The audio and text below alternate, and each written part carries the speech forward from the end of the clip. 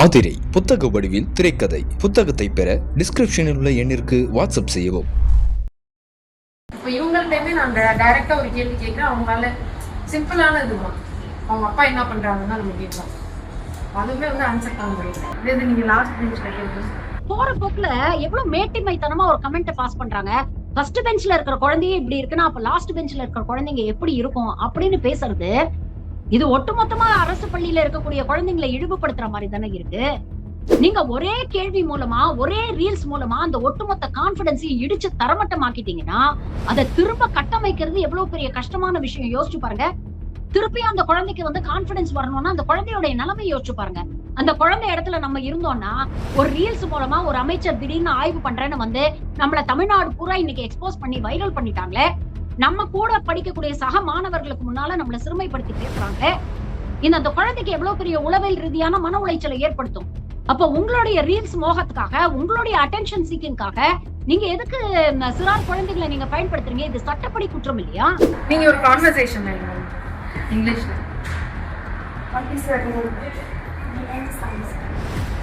அதே மாதிரி ஆசிரியரை நீங்க எல்லா ஸ்டூடெண்ட்ஸ் முன்னால ஒரு ஆசிரியரை நீங்க கண்டிக்கிறீங்கன்னா அந்த ஸ்டூடெண்ட்ஸ்க்கு அந்த ஆசிரியர் மேல என்ன மரியாதை இருக்கும்? அந்த ஆசிரியரை பத்தி முன்ன பின்ன உங்களுக்கு என்ன தெரியும்? அந்த ஆசிரியர் தினம் ஸ்கூலுக்கு எப்படி உழைக்கிறாங்க, அந்த குழந்தைங்களோட என்ன ரிலேஷன்ஷிப்ல இருக்கிறாங்க, அவங்க எவ்வளவு கஷ்டப்படுறாங்க. ஒரு சில ஆசிரியர்களை வச்சு எல்லா ஆசிரியரையும் நம்ம பொதுப்படையா பேசிட முடியாது. அதே மாதிரி ஒரு குழந்தையோட பர்ஃபார்மன்ஸை வச்சு பேக் பெஞ்சர்ஸ் எல்லாம் மோசமா இருக்காங்க அப்படின்னு பொதுப்படியா நீங்க பேசுறது எந்த விதத்துல நியாயம்? சொல்லுடா, சொல்லு. மோட்டிவேட் பண்ணணும்னா நீங்க என்னங்க பேசியிருக்கணும்? பரவாயில்ல, ஒரு மொழியை வச்சு ஒருத்தருடைய அறிவுத்திறனை நாம இடத்தோட முடியாது. இங்கிலீஷ் தெரியாததுனால உங்களுக்கு அறிவு இல்லைன்னு அர்த்தம் கிடையாது.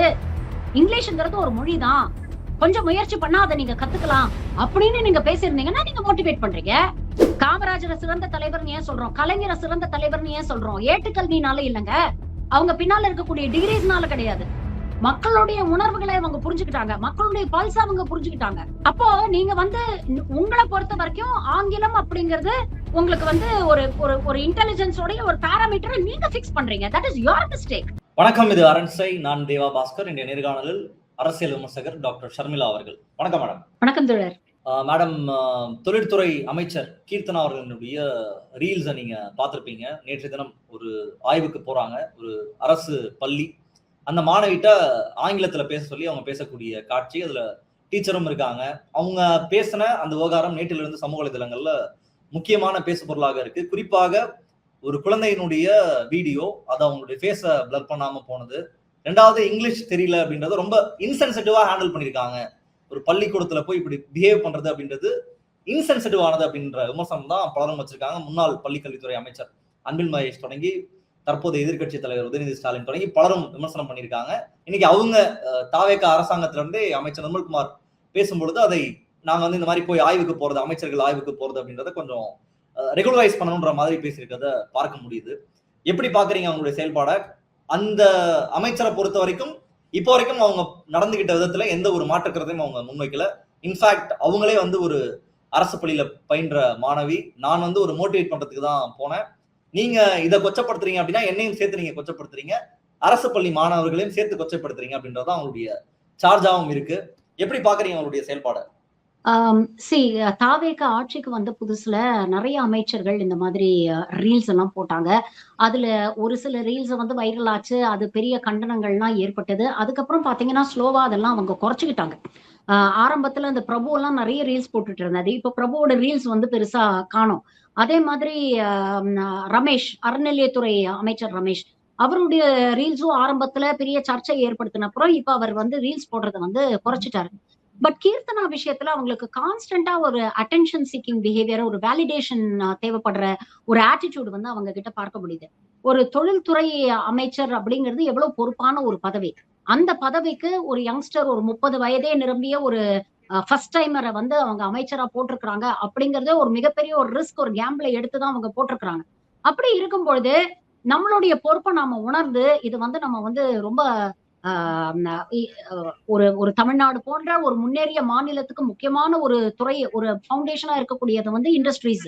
சோ அப்படி இருக்கும்பொழுது அந்த பொறுப்பை வந்து நம்ம ரொம்ப ரெஸ்பான்சிபிளா ஹேண்டில் பண்ணணும் அப்படிங்கிற ஒரு பொறுப்புணர்ச்சி அவங்களுக்கு ஆரம்பத்துல இருந்தே இல்லை அப்படிங்கறத பாக்குறோம். முதல்லயே நீங்க பாத்தீங்கன்னா ஒரு மாநிலத்துல வந்து 10,000 20,000 கோடி இன்வெஸ்ட் பண்றவங்க இன்ஸ்டாகிராம்ல முதல்ல அவங்களுக்கு வந்து டைம் செலவிட நேரம் இருக்குமா அப்படிங்கிற ஒரு கேள்வி இருக்கு. ஆனா ரொம்ப சிறுபிள்ளைத்தனமா இன்ஸ்டால வந்து அவங்க வந்து நாங்க வந்து இன்வெஸ்ட்மெண்ட்ஸ் ஈர்க்க போறோம் அப்படின்னு ஒரு ரீல்ஸ் போட்டாங்க. அது மிகப்பெரிய விமர்சனத்துக்கு ஆளாச்சு. அதுக்கப்புறமாவது சுதாரிச்சுட்டு அவங்க வந்து அதை குறைச்சிருக்கணும். 2 நாள் முன்னால கூட பாத்தீங்கன்னா ஹெல்மெட்டே போடாம பைக் ஓட்டிட்டு போற மாதிரி ஒரு ரீல்ஸ் போட்டாங்க. நான் என்ன சொல்றேன், நீங்க வந்து உங்களை நம்பி நிறைய ஜென்சி வந்து ஓட்டு போட்டிருக்கிறாங்க. அப்படி இருக்கும்பொழுது அவங்களுக்கு ஒரு நல்ல ரோல் மாடலா நீங்க இருந்து நல்ல விதமான ரீல்ஸ் போட்டீங்கன்னா யாரும் அதை விமர்சனம் பண்ண போறது இல்ல. ஒரு ஹெல்மெட்டே போடாம இப்படி உங்க பின்னால ஒரு ஒரு 1000 பேரு திரும்ப ஹெல்மெட் போடாம வண்டி ஓட்டிக்கிட்டு வராங்க அப்படின்னு நீங்க ஒரு ரீல்ஸ் போட்டீங்கன்னா what kind of message are you sending to society அப்படிங்கிற ஒரு கேள்வி இருக்கு. இப்ப இந்த ரீல்ஸை பொறுத்த வரைக்கும் பாத்தீங்கன்னா நீங்க அரசியல் ரீதியாவும் பார்க்க வேண்டியிருக்கு, உளவியல் ரீதியாவும் நீங்க பார்க்க வேண்டியது. அரசியல் ரீதியாக பாத்தீங்கன்னா ஒரு எம்எல்ஏக்கு ஆய்வு பண்ண அதிகாரம் இல்லையா அப்படின்னு கேட்டாங்கன்னா அதிகாரம் இருக்கு. அவங்க தொகுதியில இருக்கக்கூடிய அரசு பள்ளிக்கு தான் அவங்க போயிருக்காங்க. ஆனா எதை அதிக ஆய்வு பண்றதுக்கு அதிகாரம் இருக்கு அப்படிங்கிற ஒரு கேள்வி இருக்கு. இதே மாதிரிதான் ஹாஸ்பிட்டலுக்குள்ள கோட்டை மாட்டிக்கிட்டு ஒரு அம்மா நான் டாக்டர் அப்படிங்கிற பேர்ல ஆய்வு பண்ண போனாங்க. ஆட்சி வந்த புதுசுல ஞாபகம் இருக்கா? அப்பவே நாம இந்த கேள்வியை எழுப்பணும். அதே கேள்வியை தான் நம்ம இங்க எழுப்ப வேண்டியிருக்கு. ஒரு எம்எல்ஏவா இவங்க போய் ஆய்வு பண்றாங்கன்னா அரசு கட்டிடத்துல ஏதாவது ப்ராப்ளம் இருக்கா, இன்ஃப்ராஸ்ட்ரக்சர்ல ஏதாவது மேம்பாடு தேவைப்படுதா, குழந்தைகளுக்கான அடிப்படை வசதிகள் அங்க இருக்கா, தண்ணீர் வசதி இருக்கா, அவங்களுக்கான கட்டமைப்பு வசதிகள் எல்லாம் சரியா இருக்கா, பாத்ரூம் சரியா இருக்கா, இதெல்லாம் இவங்க ஆய்வு பண்றதுல வந்து யாரும் எந்த பிரச்சனையும் வந்து எழுப்ப போறது இல்ல. குழந்தைங்களுக்கு என்ன பாடம் கத்துக் கொடுக்குறாங்க, அதை எப்படி பாடம் கத்துக் கொடுக்குறாங்க அப்படிங்கிறது வந்து இவங்களுடைய பர்வியூல வராது. அதற்குன்னு அரசு அதிகாரிகள் இருப்பாங்க. பள்ளி கல்வித்துறை சார்பாக பள்ளி கல்வியில வந்து அவங்க போய் அந்த ஹெட்மிஸ்டர்ஸ்ட பர்மிஷன் வாங்கிட்டு இதெல்லாம் நாங்க ஆய்வு பண்ண போறோம் அப்படின்னு லெட்டர் மூலமா அவங்களுக்கு கொடுத்துட்டு அதுக்கு தான் அப்புறம் தான் நீங்க ஆய்வுக்கு போக முடியும். அப்ப இன்ஸ்பெக்ஷன் அப்படிங்கிறது அப்படிதான் நடக்கும். நீங்க எந்த விதியும் வந்து பின்பற்றாம உங்களுக்கு பிடிச்ச ஒரு கேமரா க்ரூவையும் கையில பூட்டிட்டு திடீர்னு காலையில நான் ஆய்வுக்கு போறேன் அப்படின்னு போறது வந்து எந்த விதத்துல நியாயம்? இது ஒரு கேள்வி. 2வது கேள்வி, இவங்க சொல்றாங்க நான் வந்து கேமரா எல்லாம் கொண்டு போல, பிரஸ் தான் என் கூட வந்தாங்க அப்படின்னு சொல்றாங்க. சரி, ஒரு அமைச்சர் கூட பிரஸ் வராங்க அப்படின்னு நம்ம வச்சுப்போமே. நீங்க பள்ளி கல்வியோட அந்த பில்டிங் இன்ஃப்ராஸ்ட்ரக்சர் இதெல்லாம் ஆய்வு பண்றீங்க. ஏன்னா அந்த போஸ்ட் அந்த விமர்சனங்கள் வந்ததுக்கு அப்புறம் அந்த போட்டோஸ் எல்லாம் அவங்க பதிவு பண்ணிருக்காங்க. சரி, அதெல்லாம் நீங்க பிரஸ் வச்சு நீங்க ஆய்வு பண்றீங்க, அது சம்பந்தமாக நீங்க பதிவு போடுறீங்கன்னா கூட நம்மளால அது ஏத்துக்க முடியும். ஒரு கிளாஸ் ரூம்குள்ள என்டர் பண்ணும்பொழுது ஒரு அமைச்சரா உங்களுக்கு தெரியாதா? உள்ள இருக்கக்கூடியவர்கள் சிறார்கள், 18 வயசுக்கு உட்பட்டவங்க, அவங்கள வந்து பொது வெளியில இந்த மாதிரி ரீல்ஸ் மூலமா நம்ம எக்ஸ்போஸ் பண்ணக்கூடாது அப்படிங்கிற குறைந்தபட்ச பொறுப்பு உங்களுக்கு கிடையாதா? நீங்க தான் அரசியல்ல எல்லாம் தெரியும், நான் எல்லாத்தையும் படிச்சுட்டு தான் வந்திருக்கேன், அப்படியெல்லாம் என்ன வந்து கத்துக்குட்டின்னு நினைச்சிடாதீங்க அப்படின்னு நீங்க தானே பேசுறீங்க. அப்போ இது சிம்பிள் பேசிக் விஷயம் இல்ல. 18 வயசுக்கு உட்பட்ட குழந்தைங்களை வந்து நீங்க எக்ஸ்போஸ் பண்ணக்கூடாது அப்படிங்கிறது அடிப்படை விஷயம் இல்லையா? அப்ப உண்மையிலேயே பொறுப்புள்ள அமைச்சரா இருந்ததுன்னா நீங்க என்ன பண்ணியிருந்திருக்கணும்? இது வரைக்கும் ஆய்வு பண்ணும்போது கேமரா வந்தது போதும்பா, இப்ப கிளாஸ் ரூம்குள்ள போறேன், பசங்களை மீட் பண்ண போறேன், இதெல்லாம் வந்து பொது வெளியில போடக்கூடாது, அதனால நீங்க வெளியிலேயே வெயிட் பண்ணுங்க, உள்ள வந்து எடுக்கக்கூடாதுன்னு அமைச்சர் சொல்லியிருந்தா பிரஸ் அங்கேயே தானே நின்று இருப்பாங்க. நீங்க அனுமதி கொடுத்ததுனால தான் பிரஸ் உள்ள வந்தாங்க. அப்ப உங்களுடைய நோக்கம் என்ன அப்படிங்கறத நம்ம கேள்வி கேட்கறதுல என்ன தப்பு இருக்கு? அப்ப நீங்க ஆய்வு பண்ற மாதிரி அதை வந்து போட்டோ எடுத்து ரீல்ஸ் எடுத்து அதை சோசியல் மீடியால போட்டு அதுக்கு ஒரு அக்செப்டன்ஸ் ஒரு வேலிடேஷன் தேடணும்னு நினைச்சீங்க. ஒரு அட்டென்ஷன் சீக்கிங் பிஹேவியர் அதானே இதை பார்க்க முடியுது. ஆன் கேமரா நீங்க எவ்வளவு இன்சென்சிட்டிவா அந்த குழந்தைய நீங்க ஹேண்டில் பண்றீங்க? நீங்க யோசிச்சு பாருங்களேன். அரசு பள்ளிகள்ல படிக்கக்கூடிய குழந்தைங்களுடைய பொருளாதார பின்புலம், சமூக பின்புலம் என்னவாக இருக்குங்க? அந்த குழந்தைங்க எவ்வளவு கஷ்டத்துக்கு நடுவுல தான் பெற்றோர் வந்து படிக்க அனுப்புறாங்க. அப்ப அப்படி வரக்கூடிய குழந்தைங்களுக்கு தமிழ் கத்துக்கிறதே பெரிய கஷ்டமா இருக்கும். வீட்டுல இருக்கக்கூடிய அப்பா அம்மா எல்லாம் வந்து பெரிய கிராஜுவேட்ஸா இல்ல எல்லாம் தெரிஞ்சவங்களா இருக்க மாட்டாங்க. அப்போ முழுக்க அந்த குழந்தைங்க வந்து அரசு பள்ளியில இருக்கக்கூடிய ஆசிரியர்கள் அந்த கட்டமைப்பை நம்பிதான் அந்த குழந்தைங்க வராங்க. அப்படி இருக்கிறவங்களுக்கு தமிழே வந்து கஷ்டமா இருக்கும். அப்படிங்கும்போது ஒரு அந்நிய மொழியான ஆங்கிலத்தை கத்துக்கிறது வந்து எவ்வளவு கஷ்டமா இருக்கும். அப்ப அப்படிப்பட்ட குழந்தைங்க நுனிநாக்குல ஆங்கிலம் பேசணும்னு நீங்க எதிர்பார்க்கறது எவ்வளவு பெரிய தப்பு. அப்ப நீங்க நியாயமா என்ன பண்ணிருக்கணும்? நீங்க கேள்வி கேட்டீங்க, அந்த குழந்தையால பதில் சொல்ல முடியல. உண்மையிலேயே உங்களுடைய நோக்கம் நல்ல நோக்கமாக இருந்ததுன்னா நீங்க சொல்ற மாதிரி அரசு பள்ளி குழந்தைங்களெல்லாம் நான் குளோபல் பிளாட்ஃபார்ம்ல பார்க்க நினைக்கிறேன் அப்படிங்கிற உங்களுடைய நோக்கம் உன்னதமான நோக்கமா இருந்தா நீங்க என்ன பண்ணியிருந்திருப்பீங்க? பரவாயில்ல கண்ணா, உன்னால இங்கிலீஷ்ல பதில் சொல்ல முடியலையா, பரவாயில்ல நீ தமிழ்ல சொல்லு, உன்னால முடிஞ்ச வரைக்கும் சொல்லு அப்படின்னு நீங்க என்கரேஜ் பண்ணிருக்கணும். இல்ல நீங்க என்ன பண்ணியிருந்திருக்கணும்? பரவாயில்ல, ஆங்கிலத்துல பேச முடியலன்னா அது ஒன்றும் தப்பு கிடையாது. தப்பா இருந்தாலும் பரவாயில்ல, நீ முயற்சி பண்ணு. முயற்சி பண்ணதான் ஒரு பாஷையை நீங்க கத்துக்க முடியும். நானும் அரசு பள்ளியில படிச்ச மாணவிதான். நானும் தமிழ் வழி கல்வியில தான் படிச்சேன். எனக்கு ஆங்கிலம் எல்லாம் தெரியாது.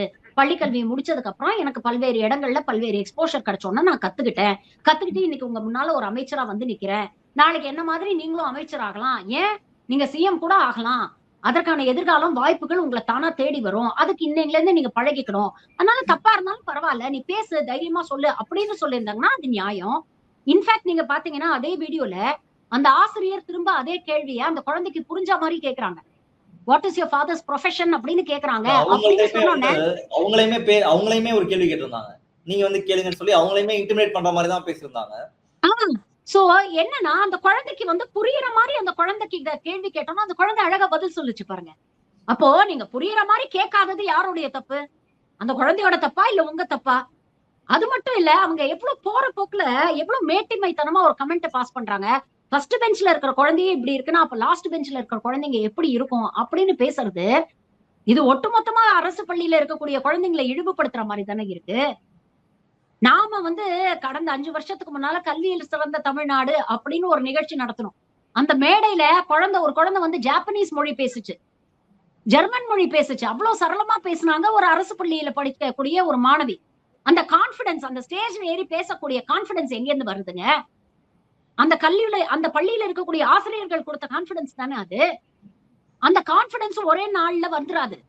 அது பல வருஷமா அந்த குழந்தைங்களை வந்து நாம வந்து மோல்டு பண்ணி அவங்களுக்கு அந்த தன்னம்பிக்கையை உண்டாக்கி அந்த ஸ்டேஜ்ல ஏறி நிக்கிறதுக்கான தைரியத்தை நாம கொடுக்குறோம்.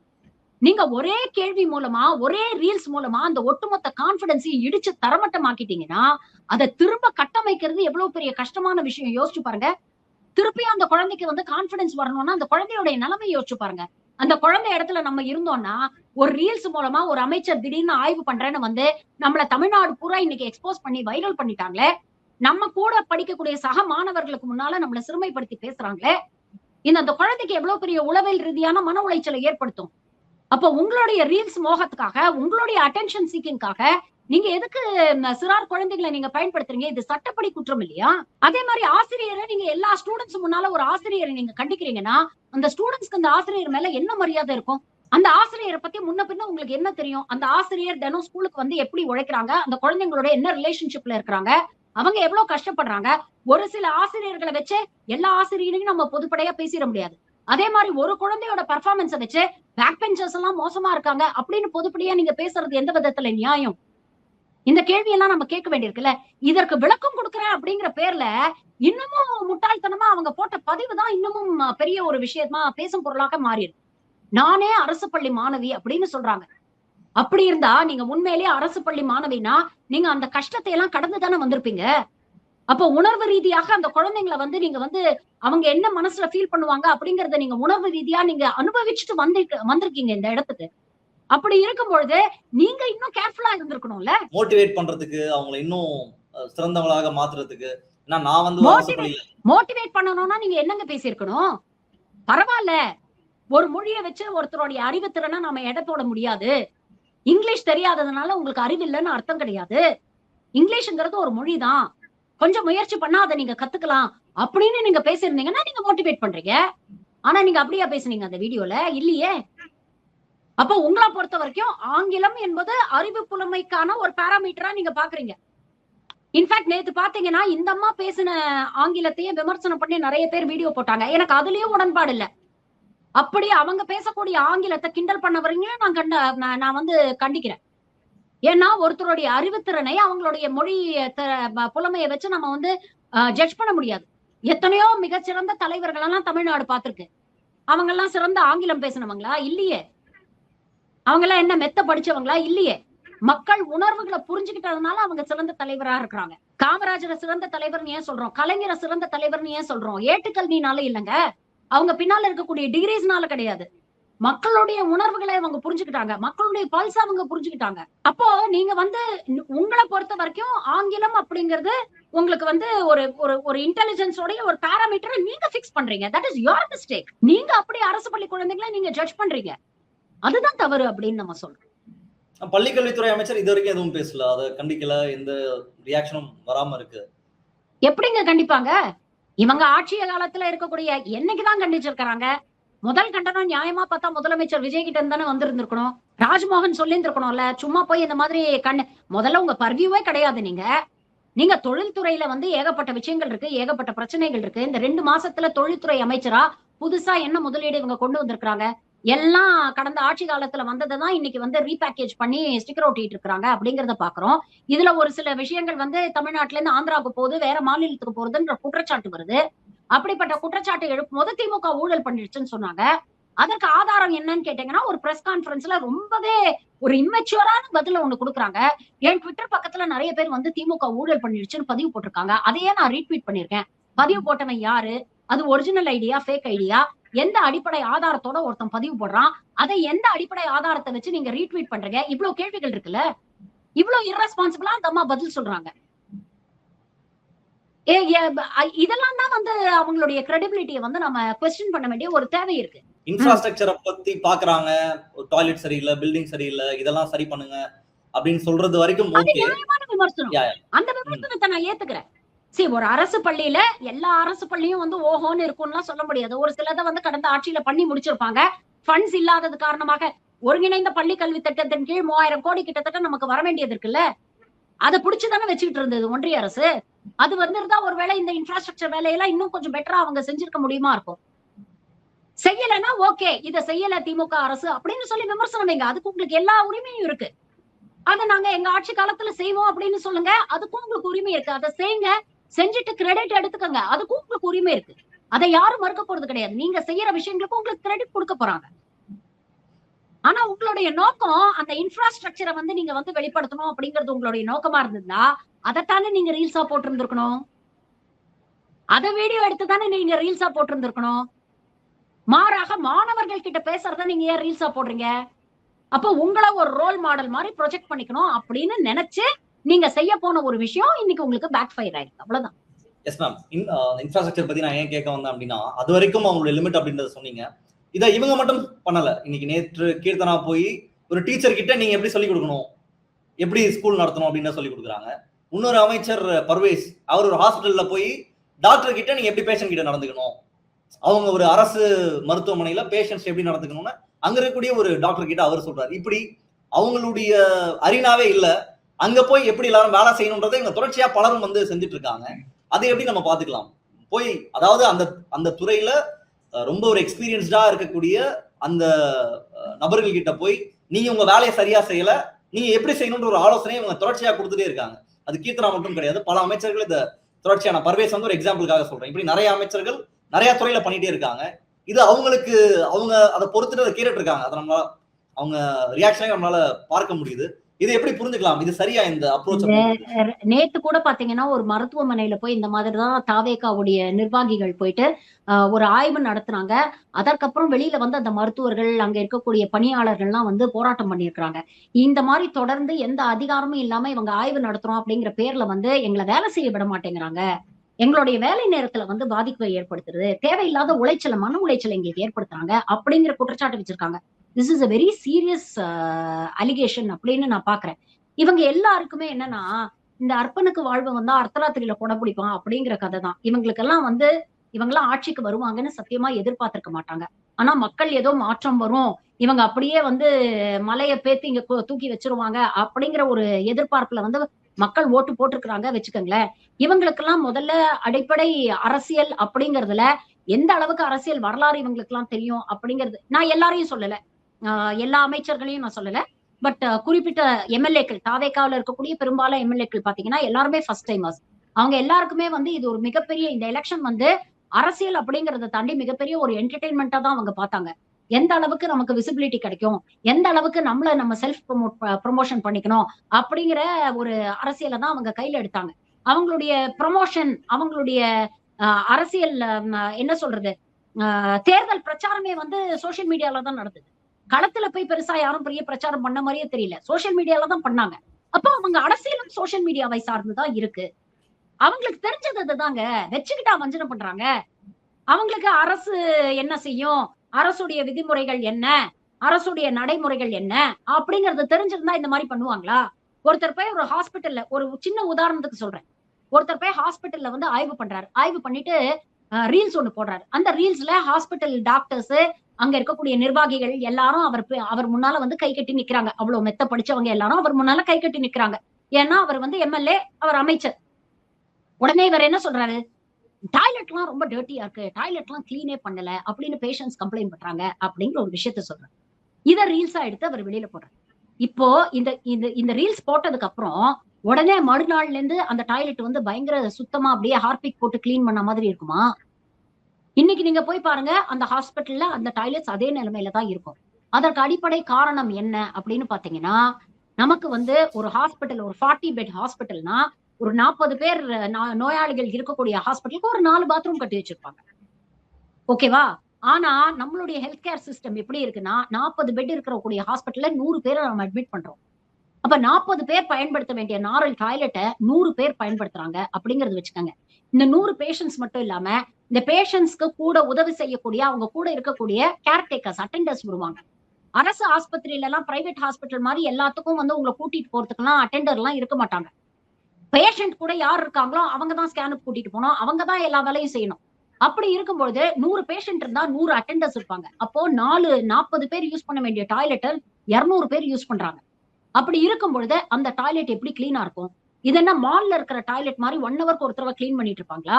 காலையில கிளீன் பண்றதுக்கு ஒருத்தர் வருவாரு, சாயங்காலம் நைட் டியூட்டிக்கு ஒருத்தர் வருவாரு, கிளீன் பண்ணி வச்சுட்டு போவாரு. 2 முறை தான் கிளீன் பண்ணுவாங்க.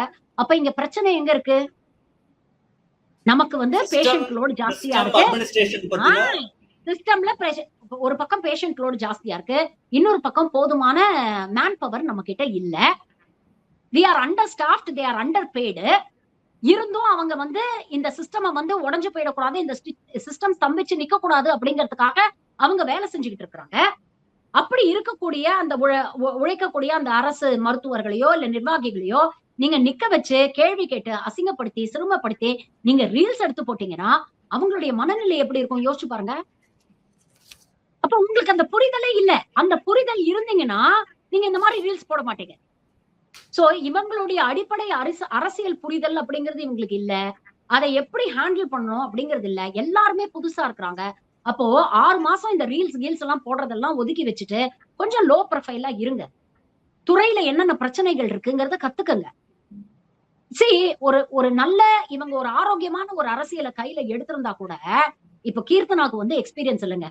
ஆனா இதற்கு முன்னால இருந்த டிஆர்பி ராஜா அவர்களுக்கு நல்ல எக்ஸ்பீரியன்ஸ் இருக்கு. அவர் எக்ஸ்பீரியன்ஸ் இருக்கு, நிறைய விஷயங்களை வந்து அவர் பார்த்திருக்கிறாரு. உண்மையிலேயே கீர்த்தனா மக்களுக்கு நல்லது செய்யணும்னு நினைச்சாங்கன்னா நீங்க தப்பே கிடையாதுங்க. அவருக்கு போன் பண்ணி சார் எனக்கு கொஞ்சம் கைட் பண்ணுங்க சார் அப்படின்னு கேக்குறதுல எந்த தப்புமே இல்லையே. நீங்க கேட்கலாமே. இங்க என்ன தெரியுமா பிரச்சனை? இவங்க வந்து ஒரு எதிர்கட்சியா பாக்குறத தாண்டி ஒரு எதிர்கட்சியா பாக்குறாங்க. நீங்க என்ன செஞ்சதுனாலும் நாங்க செய்யறதுதான், உங்களை விட ஒரு படி மேல, உங்களை விட ஒரு படி மேல நாங்க செய்வோம் அப்படின்னு நீங்க நினைக்கக்கூடியது நல்ல விஷயம் தான். அதனால பெனிஃபிட் ஆக போறது மக்கள் தான். ஆனா அதை செய்யறதுக்கான திறமையையும் அதை செய்யறதுக்கான அறிவையும் நாம வளர்த்துக்கணும். அப்ப அதுல நாம கான்சென்ட்ரேட் பண்ணணும், அந்த உழைப்பை நாம போடணும். அப்படிங்கறத தாண்டி நான் எப்படி அட்டென்ஷன் வாங்குறது, நான் எப்படி நேத்து வந்து மீடியால வந்து ஃபுல்லா பேசும் பொருளா ராஜ்மோகன் இருந்துட்டாரா, அதற்கு முந்தின நாள் பிரபு இருந்துட்டாரா, அதுக்கு முந்தின நாள் சரத் இருந்துட்டாரா, ஐயோ நாளைக்கு விக்னேஷோடைய ரீல்ஸ் வைரல் ஆக போதே, அப்ப நாம காணாம போயிருவோமே, அப்ப நாம இருக்கணுமே அந்த ரேஸ்ல அப்படின்னு நினைச்சு இவங்க செய்யக்கூடிய செயல்கள் தான் இன்னைக்கு கடுமையான விமர்சனத்துக்கு வருது. அப்ப stop attention seeking and two your job அப்படிங்கறத தான் மக்கள் சொல்றாங்க. இறுதியா ஒரு கேள்வி, இந்த அமைச்சர்களை அக்கௌண்டபிள் ஆக்க வேண்டியது ஒரு முதலமைச்சருடைய வேலை.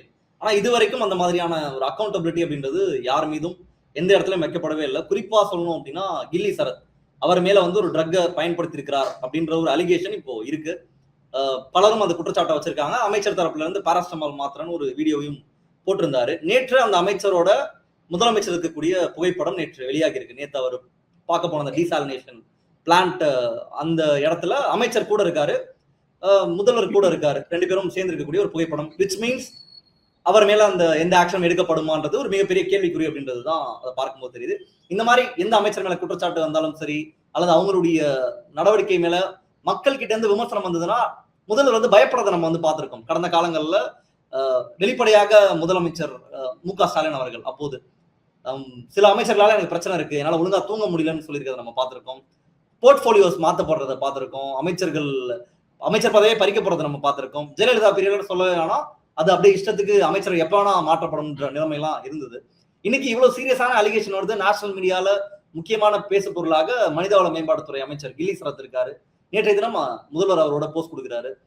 கீர்த்தனா அமைச்சர் மேல இவ்வளவு அலிகேஷன் குற்றச்சாட்டு வருது, அவர் செய்தது தவறு, அட்லீஸ்ட் அவராவது ரிக்ரெட் பண்ணணும்ன்ற அளவுல வருது. அதுவும் எந்த இடத்துலயும் அக்கௌண்டபிலிட்டியே கிடையாது, யார் மீதும் எங்கேயும் அக்கௌண்டபிலிட்டி கிடையாது. அதை கேள்வி கேட்டோம்னா உடனடியாக ஒரு விக்டிம் கார்டு, நானே அரசு மருத்துவமனை தான். கில்லி சரத்தும் இதே தான் சொல்லியிருக்காரு, நான் வந்து அரசு பள்ளியில படிச்ச பையன் அப்படின்னு ஒரு வீடியோல சொல்லியிருக்காரு. இந்த மாதிரி எல்லாருமே ஒரு அக்கௌண்டபிலிட்டி எடுக்காம விக்டிம் கார்டை பிளே பண்றத எப்படி புரிஞ்சுக்கலாம்?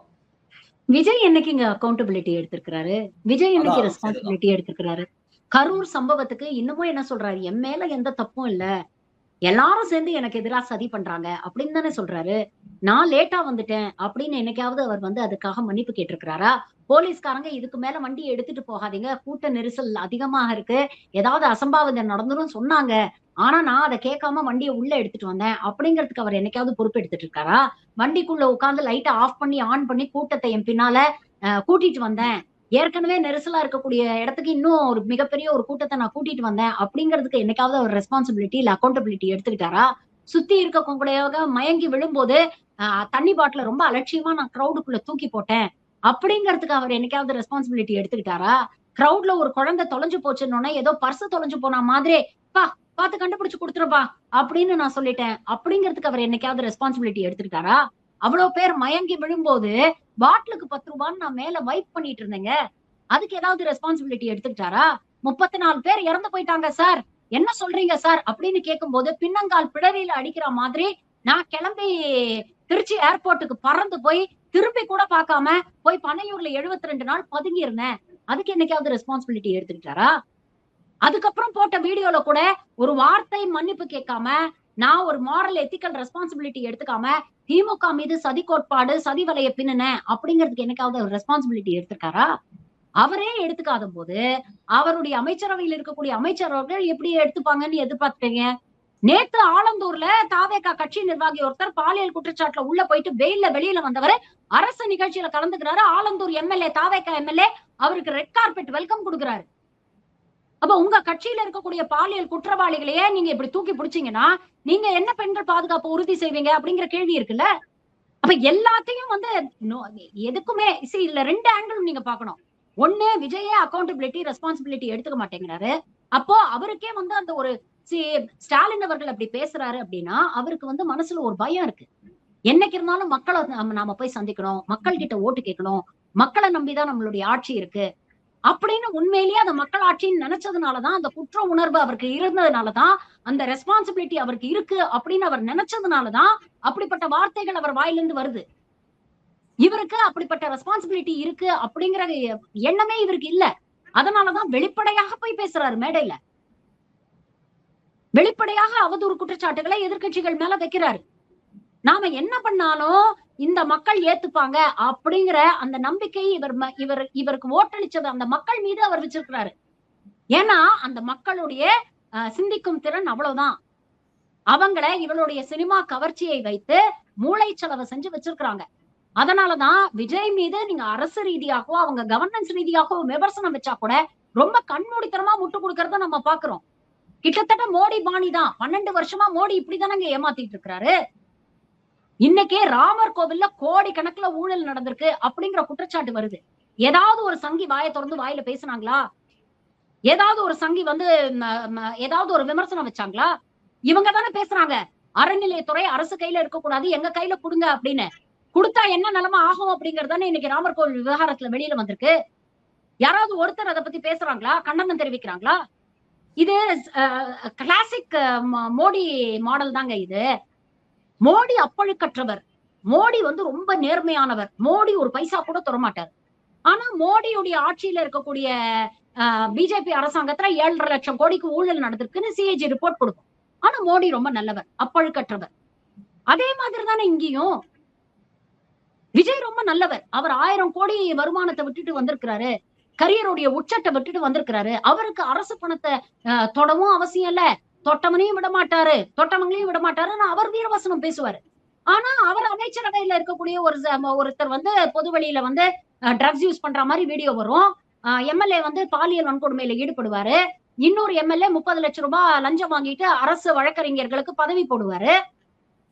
பாட்டிலுக்கு 10 ரூபாய் வாங்கிட்டு இருந்தாங்க, அதை நிப்பாட்டிட்டோம், 1200 கோடி அரசு கஜானாவுக்கு திருப்ப கொண்டு வந்துட்டோம் அப்படின்னு சொல்றாங்க. நேத்து வீடியோ வருது பாட்டிலுக்கு 20 ரூபாய் வாங்குறாங்கன்னு.